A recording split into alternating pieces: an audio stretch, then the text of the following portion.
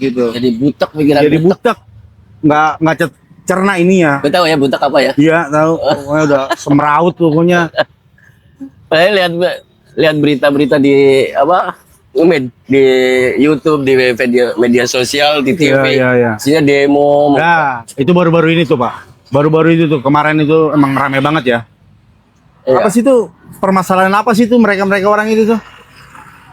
Ya awalnya sih gue rasa nih yang lagi ramai kan masuk ijazah Pak Jokowi nih. Kalau menurut aku pribadi nih ya, itu nggak masuk akal banget kalau sampai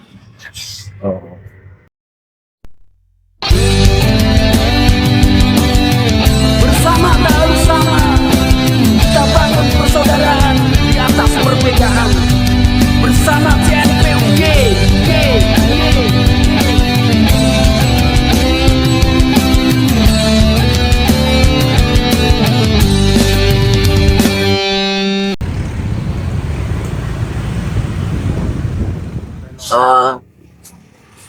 Selamat malam teman-teman Blangkon. Sekarang kita lagi berada di kawasan Jalan Garuda Kemayoran. Kita masih ditemani sama teman yang setia yang menemani di kawasan Garuda. Jahe ya, ditemani apa? Minum jahe ya. Susu jahe, wedang jahe. Susu jahe malam-malam begini ternyata masih ada. Hanya di kota besar sebesar Jakarta ini kita bisa menikmati wedang jahe khas Indonesia yang sangat famous banget. Bisa dikatakan minuman legend Pak ya. Ini legend banget, Bang. Legend banget. Tapi sekarang udah mulai ini dia, udah kemodernan gitu. Ya. Campurin susu. Ya, beda kayak zaman dulu ya. Berarti komposisi maksudnya jahe sama susu baik buat kesehatan atau enggak sih? Iya. Nggak pernah baca artikel belum? Belum sih, belum. Mungkin Pak Fajar bisa. Aja sih ya. Iya. Pak Fajar tahu artinya. Menurut artikel sih sebenarnya kurang pas. Kurang pas ya. Kurang pas karena kandungan di lemak kandungan lemak di susu itu merusak cita rasa manfaat manfaat dari jahe. Karena jahe itu lebih ke jamu larinya ya. Ya larinya ke Herbal ya, benar herbal. Bisa herbal. Oh Mbak, pagi dari mana? Dari rumah Pak, dari rumah ke sini. Main. Kontak langsung cus gitu. Terus langsung OTW, pokoknya kalau udah ada Pak Fajar kontak langsung cepet-cepet. Ada gebrakan apa lagi kita hari ini Pak? Enggak sih, lagi bete aja di rumah. Oh, lagi bete pengen aja. nongkrong sendiri. Pantesan ngajakin ngopi ya. Kebetulan lagi. Iya, tadi agak bingung juga, agak muter-muter ke sini yang enak buat ngopi. Ya, inspirasi Pak, bener. butek banget pikiran kemana. Jadi nggak ada salahnya kan tadi saya ngajakin, ayo Pak keluar aja kita ngopi. Iya. Nggak ada salahnya ya. Bangun tidur, mau ngapain ya hari ini? Karena aku nggak bisa diem aja di rumah tanpa. Emang begitu Pak. Kalau orang mau maju tuh kita harus kurangin tidur sebenarnya. Kalau mau sukses kata orang ya. Kalau kata orang itu kita kalau mau sukses tuh jangan banyakkan tidur. Gitu. Jadi butek pikiran. Jadi butek, nggak cerna ini ya. Gue tahu ya butek apa ya. Iya tahu. Pokoknya udah semeraut pokoknya. Saya lihat berita-berita di di YouTube, di media sosial, di TV. Iya. Isinya demo. Nah, itu baru-baru ini tuh Pak. Baru-baru itu tuh kemarin itu emang rame banget ya. Iya. Apa sih tuh permasalahan apa sih tuh mereka orang itu tuh? Ya awalnya sih gue rasa sebenarnya sih mungkin, tapi itu pendapat aku ya, pendapat aku pribadi. Sebenarnya arogansi sih, mungkin arogansi dari oknum, gue bilang sih oknum di DPR itu sendiri. Itu pasti kayak gitu-gitu tuh udah ada yang nunggangin Pak. Lah itu mereka itu ya itu bonekanya mungkin ya. Namanya dunia politik gitu kan. Politik. Pasti ada ininya. Tapi kalau dilihat dari keputusan yang kemarin katanya kenaikan apa namanya 3 juta per hari itu rumah dinas itu Iya. ya, kayak nggak make sense banget ya. Benar-benar. Kayak nggak pro rakyat banget gitu. Ya itu yang jadi permasalahannya rakyat ya. Secara kan ya DPR itu wakilnya rakyat ya Pak ya. Iya, yang Wakil rakyat tapi ya, susah juga Pak. tapi ya udah lah. Jadi Ya keputusan yang kemarin itu ada titik terangnya, belum, jadi masih simpang siur. simpang siur. Yang saya ikuti itu masih masih pasti akan dibahas ini. Tapi tujuan utama dari kita rasa kepercayaan masyarakat terhadap DPR itu. Udah nggak respect ya, udah nggak. Aku ingat tuh ininya Gus Dur dulu untuk membubarkan DPR gitu. Iya, Kumpulan taman anak-anak. benar-benar. Ternyata bisa terbukti sekarang terbuka. Dulu mungkin Gus Dur dihujat habis gara-gara pemikiran itu. Tapi jangan salah, itu ide untuk pembubaran DPR itu udah ada di sejak zaman Soekarno itu. Soeharto emang udah ada Pak itu. Soekarno itu. Ya. Udah ada tahun 1956 kalau nggak salah ada wacana ke situ. Ya. Ya karena memang kadang-kadang DPR itu malah justru menjadi penghalang untuk kemajuan pembangunan itu. Yang jelas seperti itu. Bagaimana enggak coba? Coba lihat pikir. Kita punya kebijakan yang harus segera dieksekusi untuk pembangunan masyarakat, pembangunan rakyat Indonesia, kemajuan gitu. Ternyata kita harus apa namanya diajukan ke DPR menunggu persetujuan mereka. Dan DPR itu rapat ini rapat itu, ujung-ujungnya adalah menunjukkan kepentingan partai. Nah itu. Jadi kebijakannya harusnya dieksekusi lebih cepat, terhambat begitu lama. Oh. Gitu. Tapi dengan aksi yang kemarin, menurut pandangan Pak Fajar sendiri, itu kira-kira ada perubahan untuk kedepannya ya. Mudah-mudahan ada. Saya sih berharap itu harus ada perubahan dan yang minimal itu menjadi introspeksi dari semua anggota DPR ya. semua anggota DPR agar lebih hati-hati mengeluarkan kebijakan. Benar. Nah, yang jadi pertanyaan itu kenapa sih ada satu kebijakan usulan dari pemerintah tentang perampasan aset, Ya. korupsi itu masih mandek itu berapa tahun zamannya Pak Jokowi itu yang Benar. itu Pak. Tapi yang masalah korupsi itu yang jadi viral juga itu yang siapa lah yang gitu Pak Roy ya? Yang bukan Pak Roy Suryo yang kasus Roy Suryo itu ijazah palsu. Ijazah palsu. Oh yang debat sama Pak Jokowi yang kemarin itu? Bukan ya. Bukan. Roy Suryo kan yang apa namanya mempermasalahkan tentang ijazahnya Pak Jokowi. Sama responsnya lupa, terus Tifa Fauzi, Tifa siapalah aku nggak gitu mengikuti. Tapi agak lucu sih kalau menurutku.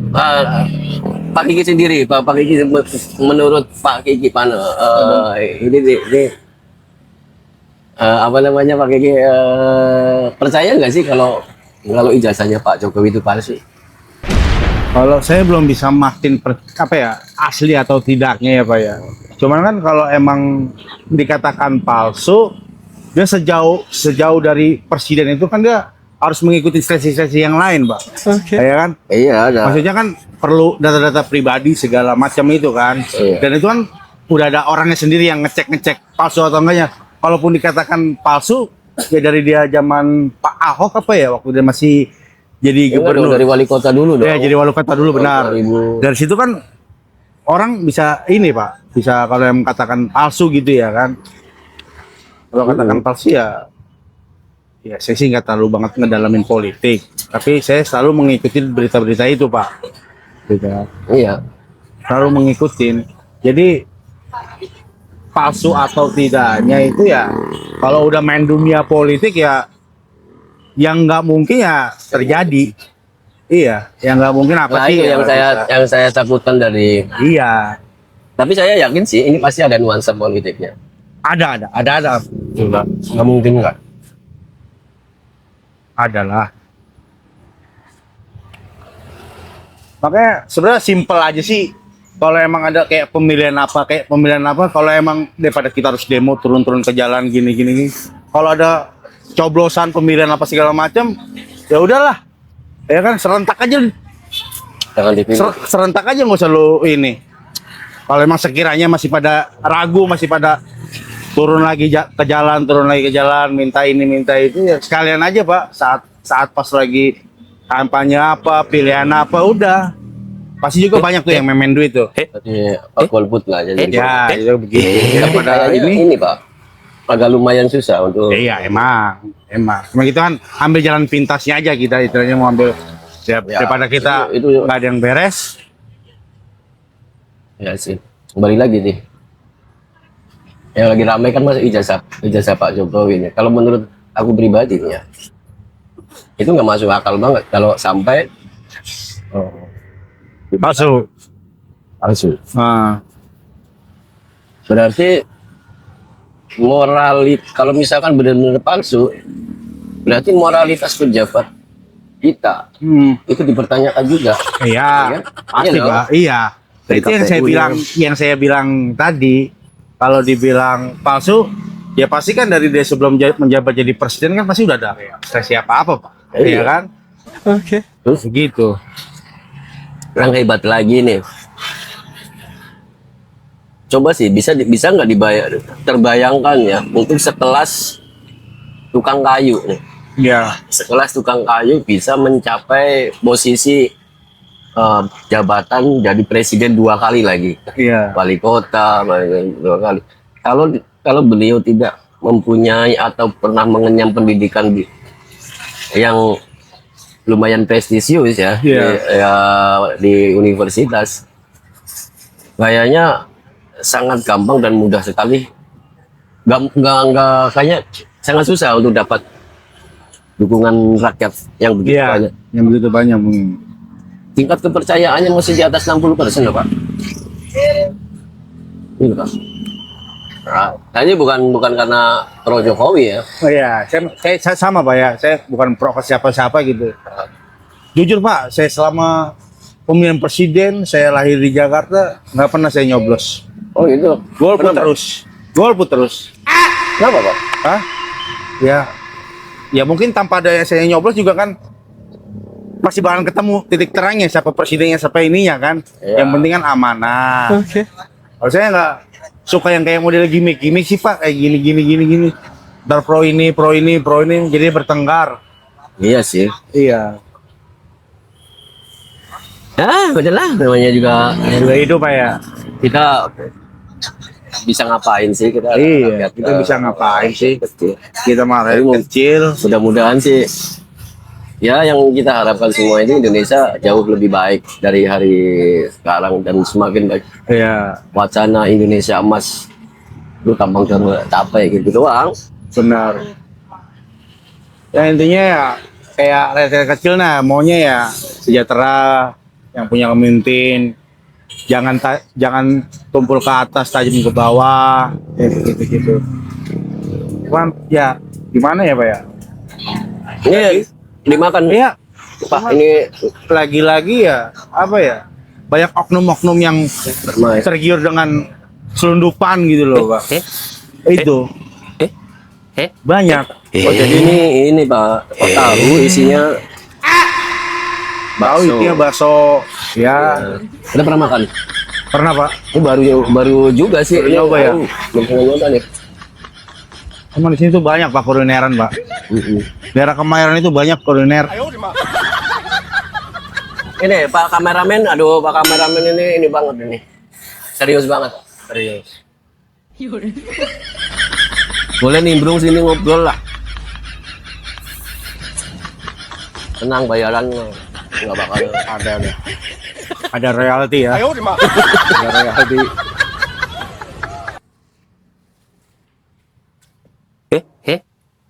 Berarti ini dari rumah tadi. Dari rumah. Dari rumah, benar-benar dari rumah ini ya.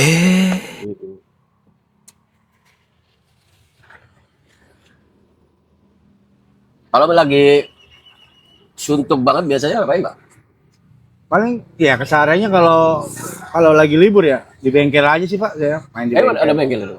Ada bengkel. Buka bengkel gitu ya? Tadi saya mau undang Pak Pajar ke bengkel gitu, kita ngopi-ngopi. Cuman kayak takut gimana gitu, makanya saya ajak di luar aja lah di tempat-tempat kayak begini, udah kira-kira. Kalau kayak otomotif bengkel-bengkel gitu, nggak ada ini banget aku. Kurang menguasai ya. Sama sekali, nggak ada ini. Hmm. Paling kalau libur kerja ya nggak jauh, paling dari bengkel. Kalau emang udah malas banget ya paling rebahan aja seharian Pak. Udah. Pak Fajar gimana? Kalau libur kegiatannya apa? Tidur, Tidur aja. ngonten-ngonten. Konten-konten paling ya. Ini sebenarnya sih ini Pak, saya itu suka pemerhati sosial lah kalau bahasa kerennya kadang. Iya. Kadang nggak bisa diam kalau ada sesuatu di lingkungan kita yang kurang sesuai. Nah, salah satu cara pengungkapannya itu ya lewat media sosial, lewat ini. Karena kita bukan siapa-siapa. Benar, benar. Nah, karena bukan siapa-siapa, suara kita pengen didengar, aku bikin konten lah. Benar, benar Pak Fajar. Gak muluk-muluk sih. Nggak muluk-muluk. Ya, melatih public speaking juga.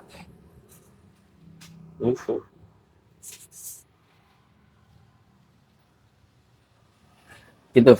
Iya.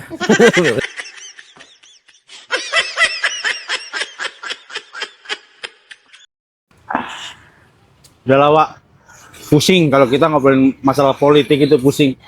Kita mau bisa apa sih kalau kita mau kayak gitu dah. Iya sih. Saya ada cerita kayak ada kuburan, mungkin kuburan keluarga kali ya. Itu saya nggak tahu itu yang penunggu situ dia pulang dari main apa pulang dari mana lah itu yang nggak tahu. Apa itu kayak ada benda-benda apa batu lah, keris apa cincin saya nggak tahu tuh. Tapi itu tahu kuburannya siapa?